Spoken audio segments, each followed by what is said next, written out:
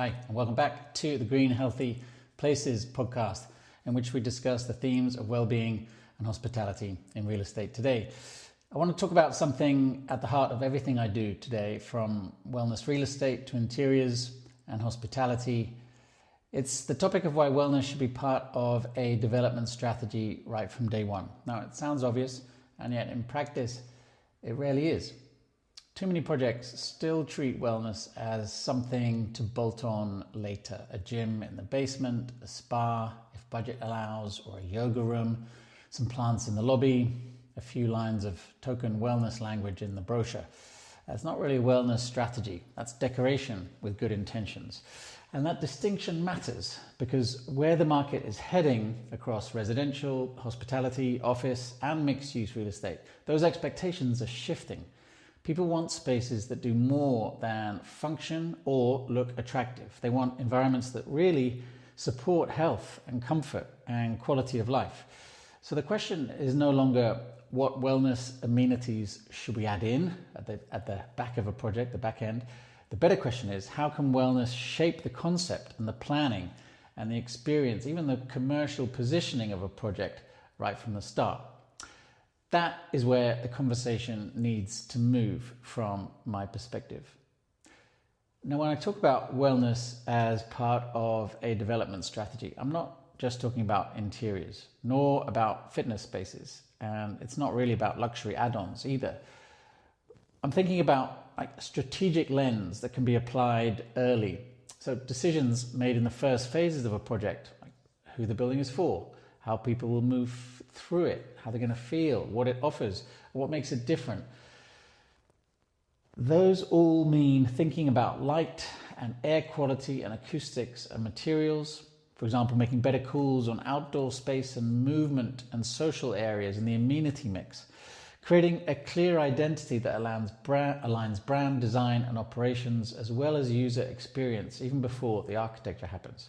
Because wellness done properly isn't a decorative layer, it's a part of the project's very logic. And that is why timing really matters. So the early stages are when the biggest decisions are made.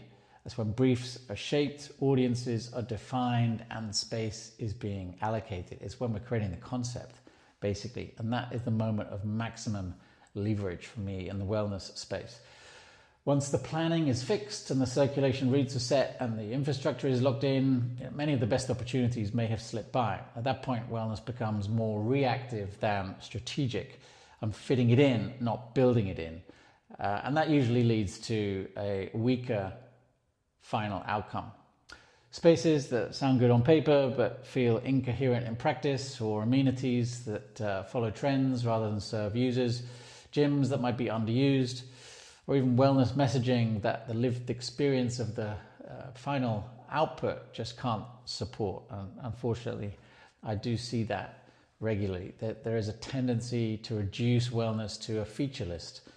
A gym, a sauna, meditation room, maybe some biophilic design or a healthy cafe.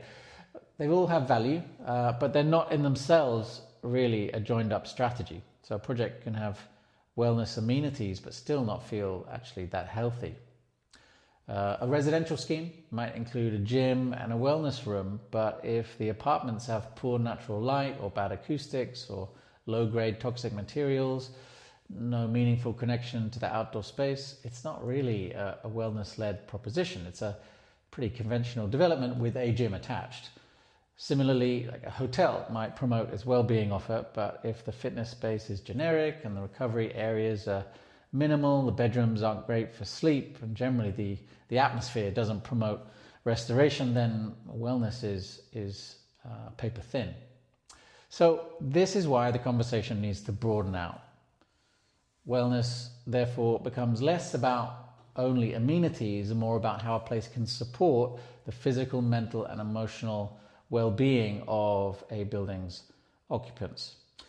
So to do that, we need to be tailored, not templated, and not every project, for example, needs an expensive spa or a large gym or a meditation room.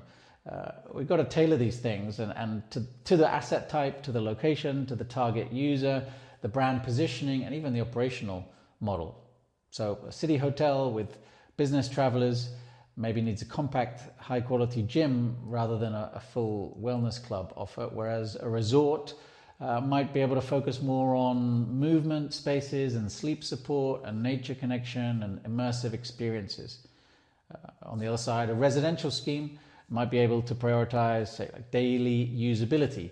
How do the interiors support well-being on a Tuesday morning, not just during the sales tour at the beginning? In an office environment, might find its most effective wellness interventions aren't actually amenities at all. It's more to do with air quality and good acoustics and lighting, ergonomics, spaces that support focus. So I'm not applying a formula. It's about thinking strategically about the relationship between place, people, and well-being on a case-by-case basis. And when that thinking happens early enough in the process, it ultimately supports better commercial outcomes too. So look, I'm always cautious about oversimplifying the ROI conversation, return on investment. Wellness can get inflated quickly, but intelligently integrated wellness can help a project stand out. It refines the brand story and supports long-term asset appeal, but only when the strategy is credible. The wellness can create value when it is embedded in the experience. If it only exists in marketing and spiel, then that's always going to fall short. Visual language, mood boards that have been properly defined around how wellness can play out, that have a solid basis and can become part of the fundamental role of the project. That's really what we need to be doing. Then I'm thinking about how to genuinely distinguish each project from a generic alternative, and which wellness elements really fit that particular concept. So what I'm saying is strategy before styling. It's about substance before messaging. The messaging follows later. Once the foundations are in place, then the rest of the process becomes more coherent. The planning, the amenity mix, the spatial experience, even the storytelling, it all starts to hold together, and the project knows what it's really trying to be. That's the magic sauce. The market's full of wellness language, right? Similar terms, repeated amenities, projects that kind of say the same thing. The ones that really stand out are not the ones with, say, the longest wellness feature list. They're the ones that have somehow managed to translate wellness into something more thoughtful and credible, likely because it was considered right from the start of the project. So developers, hoteliers, architects, and investors, here's a practical takeaway. Don't start by asking, what wellness amenities should we add to this project? I would counsel that the best question is how this project can support healthier living, a better experience, and stronger long-term value from the outset. And that's a strategic question.